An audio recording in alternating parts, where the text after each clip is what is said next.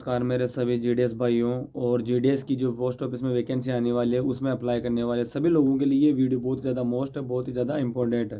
देखिए ये वीडियो मैं नहीं बना रहा था, लेकिन आप लोगों के मेरे पुरानी वीडियो पर इतने सारे जो कमेंट आ रहे थे और लेटेस्ट के ही कमेंट है, उसके आधार पर ये वीडियो इतना मोस्ट हो गया कि मुझे समय निकाल कर अभी ही ये वीडियो बनाना पड़ रहा है। क्योंकि दोस्तों आपको पता है कि आने वाले समय में जीडीएस की वैकेंसी भी आने वाली है 2024 में। और भी पुराने जो जीडीएस है उन सभी लोगों का एक जो आप कुछ दिन पहले एक वीडियो आया था एक सोशल मीडिया पर, जीडीएस का किसी एक जीडीएस महिला थी, बिहार की शायद वो रहने वाली थी, उसका सोशल मीडिया पे एक वीडियो आया था जिसमें वो रो रही थी और बड़े सीनियर्स ऑफिसर के बारे में भी कह रही थी कि वो टारगेट के प्रति बहुत ही ज़्यादा प्रेशराइज करते हैं और वो मतलब कि यहाँ की वो सुसाइड तक करने की सोच रखी थी। तो सर आपका इसके अंदर 7-8 साल का अनुभव है, तो आप बताइए सर ऐसी जॉब को हम ज्वाइन करें या नहीं करें।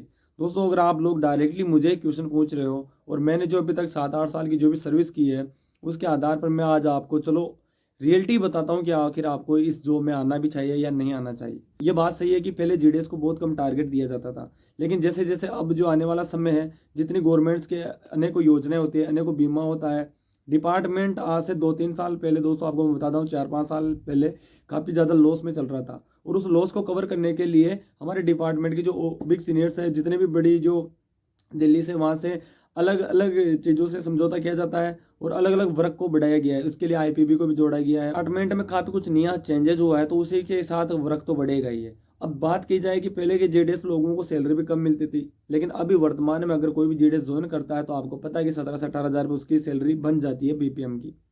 तो दोस्तों अगर टारगेट की बात की जाए तो देखिए टारगेट पहले ज़्यादातर मार्च या सितंबर या ऐसे कुछ ही समय में आते थे, लेकिन अब लगभग टारगेट रहता है। अगर जो जीडीएस है वो जितना उसे ड्यूटी का टाइम दिया गया है, जितना उसे ड्यूटी दिया गया है, अगर वो डेली बीओ में जाएगा, डेली अपने फील्ड वर्क में रहेगा, तो इतना ज़्यादा उसे लोड नहीं पड़ने वाला है। ठीक है, अगर हमारी जहाँ हमारी ड्यूटी है अगर वहाँ हम जाएंगे या नहीं जाएंगे वो डिपेंड करता है वहाँ की पब्लिक हम पे कितना बिलीव करती है। दूसरा एक डिपेंड करता है कि जिस जगह आपका बीओ वहाँ की पब्लिक की कैसी है। अगर पब्लिक की सोच पोस्ट ऑफिस के प्रति सही नहीं है तो वहाँ पर टारगेट कर पाना थोड़ा मुश्किल होता है। तो सबसे पहले काम तो आप इतना कीजिएगा, आपको जितना हो सके अब बैक टू बैक डेली अपने बीओ में जाने का रूटीन रखिएगा और वहाँ की पब्लिक से जितना हो सके उतना आप कनेक्ट होकर रहिएगा। देखिए पोस्टमैन और डाकिया एक ऐसा ही होता है, गांव का ही एक सदस्य होता है और आपको उस गांव में इतना लगाव के साथ रहना होगा, कि आप वहाँ के गांव वालों को लगे कि आप एक इसी गांव का सदस्य है। और जब आप ऐसे रहेंगे तो कोई भी योजना आएगी, जैसे सुकन्या का टारगेट आएगा,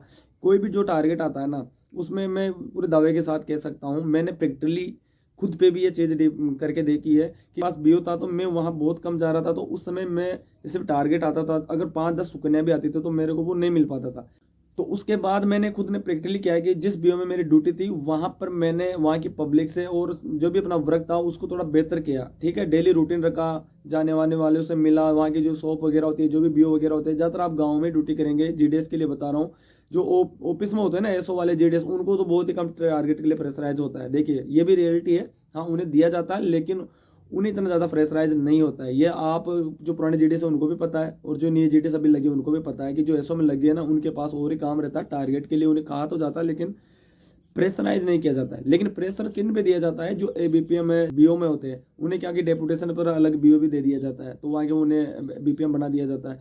तो ये टारगेट तो बीपीएम लोगों को करना ही पड़ता है। अब बात आती है कि काफ़ी लोगों का कमेंट आ रहे हैं कि जो न्यू वाले कह रहे हैं कि हम फॉर्म लगाए या नहीं लगाए।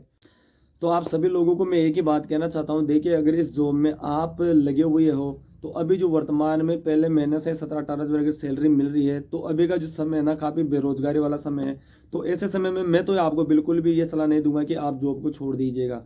ठीक है, अगर आपके पास इनकम का और भी ज़्यादा अच्छा स्रोत है तो आप ये जॉब छोड़ सकते हो। ठीक है, दूसरी अगर अगर आपकी फैमिली से और भी कोई सर्विस में है और आप सोच रहे हो कि मैं तो नहीं करूँगा, इससे बेहतर तो मैं तैयारी कर सकता हूँ और दूसरी वैकेंसी में 100% लग ही सकता हूँ, तो आप जॉब छोड़ सकते हो। बाकी और की चीज़ों के लिए आप जॉब मत छोड़िएगा। देखिए अगर आप नए जेडीएस हो तो 2-3 साल आपको इसमें सर्विस करने के बाद आप अगर माइंड से अच्छे पढ़ाई करोगे तो आप जरूर एमटीएस वगैरह में निकल जाओगे।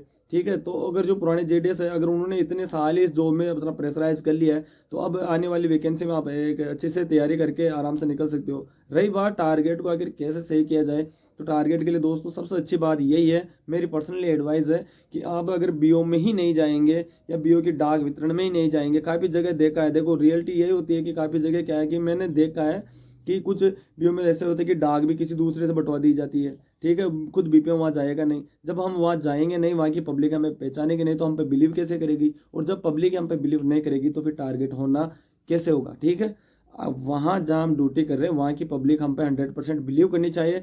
तो अगर हम 10 सुकन्या के लिए किसी 10 लोगों को बोलेंगे तो 2 या 3 सुकन्या जरूर आएगी। और कोई से भी पोस्ट ऑफिस में इतना ज़्यादा फ्रेश आया, टारगेट देखिए बहुत ज़्यादा बार हेवी आते हैं। ठीक है, अभी जो जनवरी और फरवरी के टारगेट थे ना, उसमें पर भी हो लगभग 100 खाते या 50 खाते के लिए कहा गया था, लेकिन कोई भी ऐसा बीओ नहीं होगा जिसने इतना टारगेट किया। ठीक है ना, 10 20 15 20 25 खाते अगर जो भी बीपीएम दे देते हैं, 10 15 खाते, तो वो आराम से वो टारगेट में अपना टारगेट निकल जाता है। लेकिन अगर आप नीली अकाउंट देंगे, एक बात सोचिएगा, आपको ड्यूटी की जो भी सैलरी मिल रही है, अगर हमारे बीओ में कुछ वर्क ही नहीं है, तो फिर आगे से कब तो जीडीएस कैसे तो परमानेंट होगा और कैसे उसको 8 घंटे की ड्यूटी मिलेगी?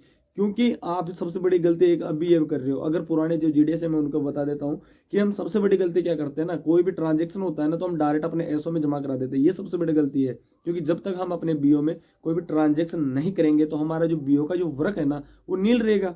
तो जितने आरसीटी डिवाइस आपके पास उससे ही ट्रांजेक्शन कीजिएगा। न्यू अकाउंट होते हैं, पीआर काटेगा, रसीद बुक काटेगा और उसको ट्रांजेक्शन मशीन से लीजिएगा।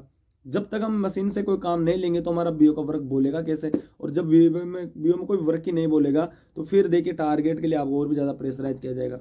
अब ये जो वीडियो आया था उस ऐसे भी और भी काफ़ी केसेस होते हैं जहाँ में क्या है, जिसमें क्या होता है कि सीनियर्स जो ऑफिसर्स होते हैं वो आप पर माइंडली प्रेशर डालते हैं। देखिए, अगर आपको गलत टॉर्चर किया जा रहा है, माइंडली प्रेशर डाला जा रहा है, तो आप उस बात को खुलकर बता सकते हैं, दूसरों को भी बता सकते हैं। आपको अधिकार है सोशल मीडिया, जैसे उस लड़की ने वो इतना लेट क्यों बोली? ठीक है, उसको पहले बोलना चाहिए था। अपने जो भी अधिकार है तो अपने और भी अलग सीनियर्स को बता सकते हो। ऐसी बात नहीं, दबाव में आके आप कोई भी गलत डिसीजन ना कीजिएगा। जैसे वो बोल रही कि मैं सुसाइड करूंगा, सुसाइड करने के लिए भी बोल रही है, ऐसा नहीं करना चाहिए। जीडीएस जॉब है, ज़्यादा अगर आपको कहीं कोई क्षेत्र ऐसा कि वहाँ पर हो सकता है कुछ सीनियर्स ऑफिसर्स गलत हो, आपको परेशान कर रहे हैं, तो आप अपनी बात को और भी बड़े ऑफिसर्स को बताइए या अपने सहपाठियों को बताइए, जो आपके साथ में जो भी ऑफिस में काम करने उनको बताइए। 6-7 साल की सर्विस में दोस्तों ऐसा तो नहीं है कि हर जगह ऐसा होता है, कुछ जगह हो सकता है ऐसे प्रेशर डाला जाता है, बाकी टारगेट सभी जगह आते हैं और हो भी जाते हैं। तो मैं तो ये कहना चाहूँगा कि आपको जॉब को क्विट नहीं करना चाहिए। अगर आपके पास ऑप्शन है कि आप अच्छी जॉब पे जा सकते हो तो आप क्विट कर सकते हो। बाकी कमेंट करके बताना, आप भी अगर नई जेडीएस हो या नई वैकेंसी का इंतजार कर रहे हो तो कमेंट करके जरूर जाना। मिलता है नेक्स्ट वीडियो में एक अच्छे से टॉपिक के साथ।